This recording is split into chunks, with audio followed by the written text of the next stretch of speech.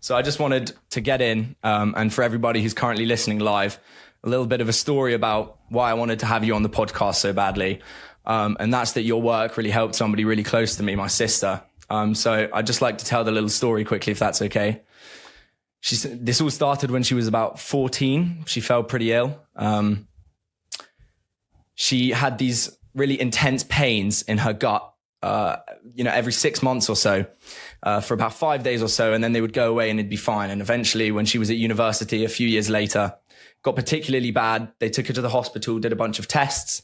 She had a couple surgeries to remove stones in her bladder, etc., but nothing was really helping. And eventually they discovered that she had a tumor in her pancreas, which was really scary.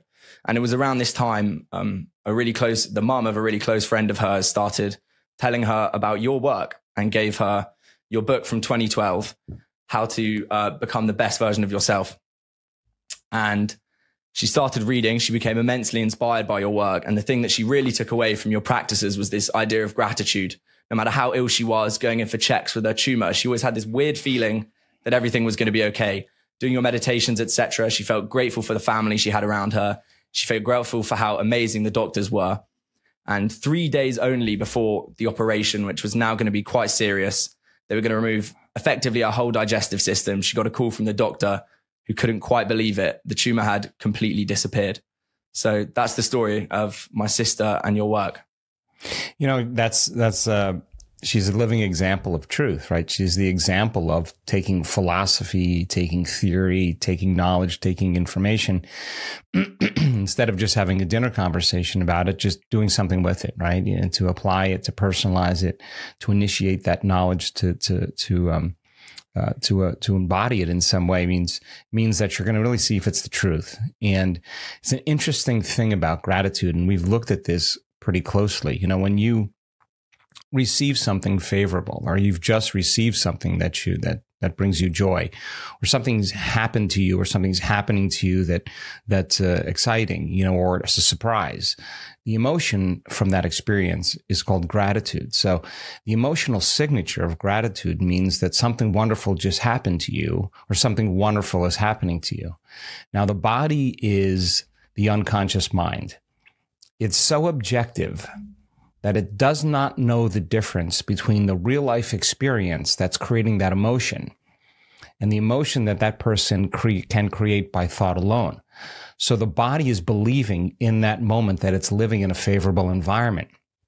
Now, according to epigenetics, it's the environment, the information from the environment that begins to select and instruct genes, and genes make proteins. And you don't change the gene, but you change the expression of the gene, right? So when you move from fear or frustration or resentment or impatience or suffering, and you change your emotional state, and you begin to feel that emotion ahead of your healing, the body begins to change genetically because it's beginning to believe then in that new environment that life has changed.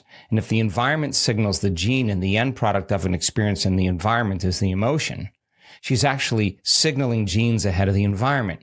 Keep that up, you can downregulate genes for disease and begin to upregulate genes for health. And that's exactly how the body begins to change. And so most people then will wait for their healing to feel gratitude.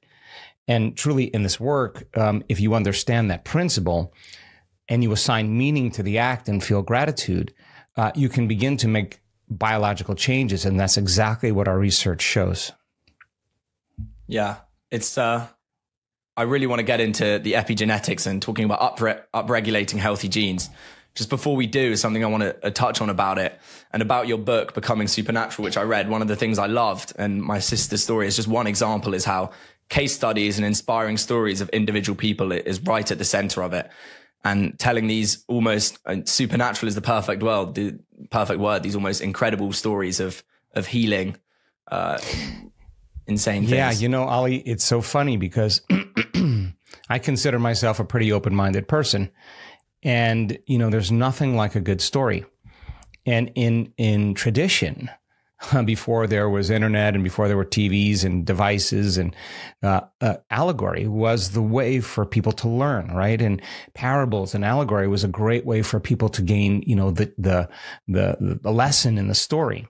So when a person in our event stands on the stage and they are in front of 2,000 people and they're telling their story about how they were diagnosed with stage 4 cancer or ALS or eczema or myasthenia gravis or trifacial neuralgia or a spinal cord injury, and they change their health condition, and you hear the story and they tell that story, the entire audience is leaning in because they're looking at truth. They're staring truth right in the face, and that is the 4-minute mile. That is somebody who broke through a certain level of consciousness, or better yet, unconsciousness.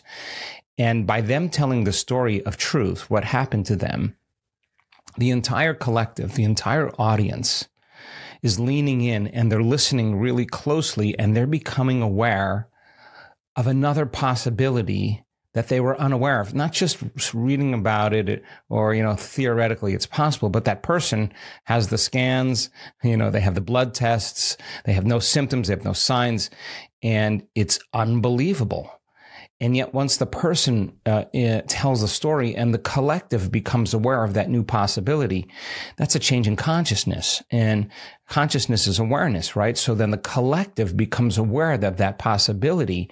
And invariably, someone in the audience with the same health condition or a similar health condition is looking at that person, and the person looks no different than them. They're just an average person. They just look like anybody else. And it's no longer a Hollywood version of anything, a story. This is a real life story. And we only do the best with what we think is available. And if you're unaware of that possibility, you make the same choice. And so the person who hears that story, sees the example, begins to believe that it could actually happen to them. And when you change your belief in what's possible, you start believing in yourself. And when you believe in yourself, you got to believe in possibilities. And when you believe in possibilities, you got to believe in yourself.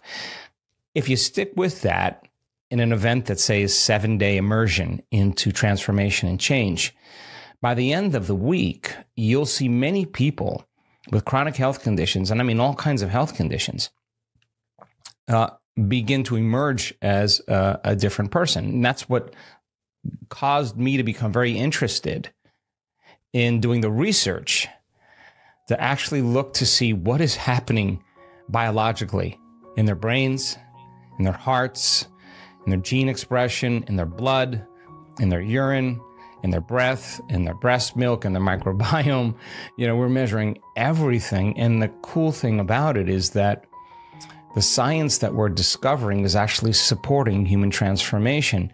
And it's no longer pseudoscience. I can tell you that right now, that that actually there is a science of transformation and a biology of change, and we're discovering really how powerful we really are.